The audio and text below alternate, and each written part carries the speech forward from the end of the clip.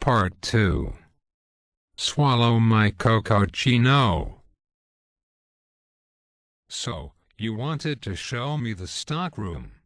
Hannah asked, naive and curious, one Wednesday afternoon as he stepped into the small area that smelled heavily of fresh coffee and spices.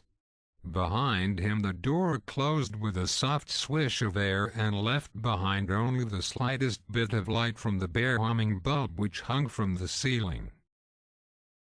Hannah then realized that they were very much alone and it was semi-dark and, oh, so that's what it was about that Alex certainly did not want to just give him a tour of the back room for no reason except the privacy it offered from prying eyes and managers.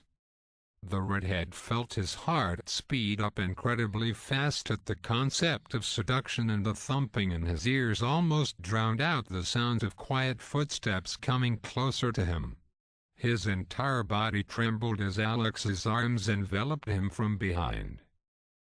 And, oh sweet Jesus, those lips started lightly pressing the most gentle of kisses against his jaw and neck.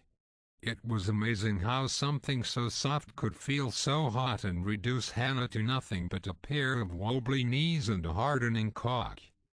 In a way, I guess I did, Alex said, and his voice was low with a slight bit of hoarseness that Hannah liked as much as the attention given to his ear, where the following words were whispered with a sensual honesty.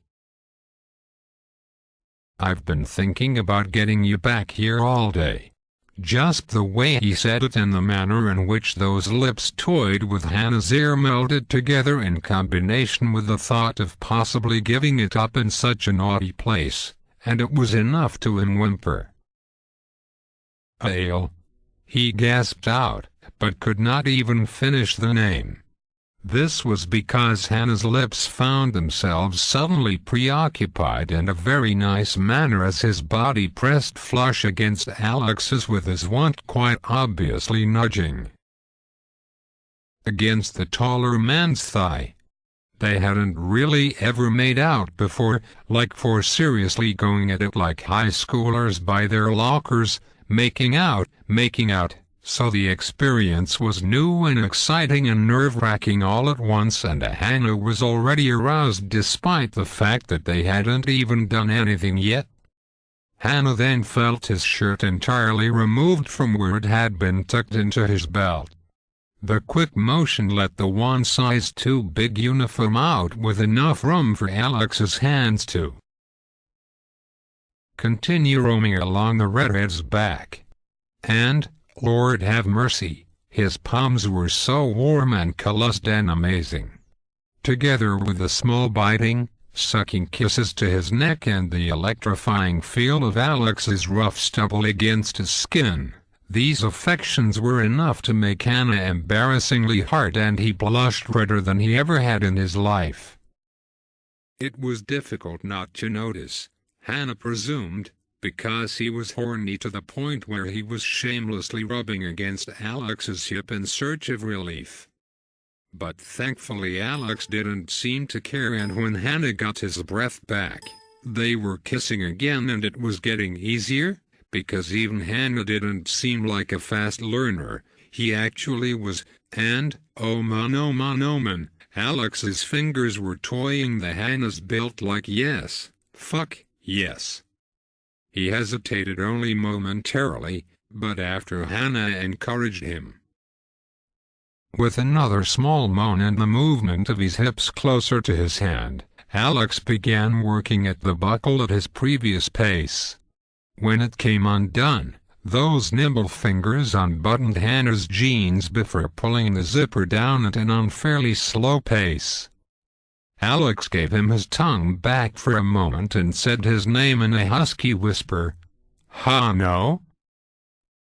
"H&M," was Hannah's reply, because his lips and tongue were heavy, feeling deliciously swollen with the lingering taste of Alex, and in his pleasure-addled mind, Hannah could only wonder why he stopped.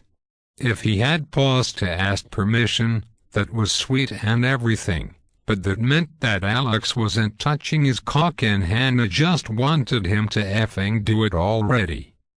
Before he could ask, Hannah forced his heavy lids to open so that he could look up at the other man.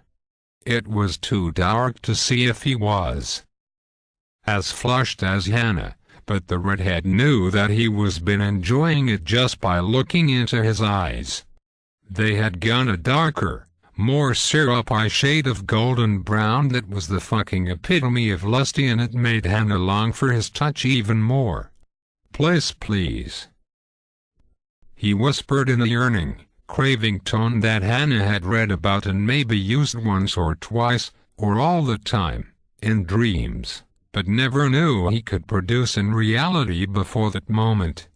And it was either Hannah's politeness or the slight shift of his hips that did it, because the redhead then realized that he wasn't the only one enjoying things, if the ridge against the underside of his tie was anything to go by. Holy shit.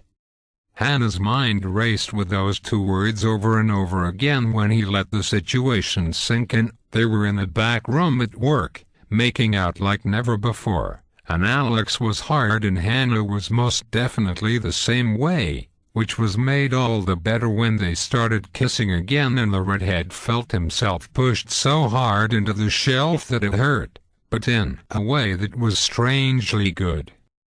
Hannah locked his arms around his shoulders, fingers gripping into that soft, dark hair when Alex's hand dipped below the waistband of Hannah's boxers and, mother of, you could touch yourself as much as you wanted and bring release through those means, but until someone else did it to you, you had no idea what you were missing. It was in that moment that Hannah realized his hand would never cut it again because Alex's hand was around him and it was hotter than anything he'd ever felt before. Hannah wanted to scream because it felt so fucking good. Fuck. Cheat. Damn.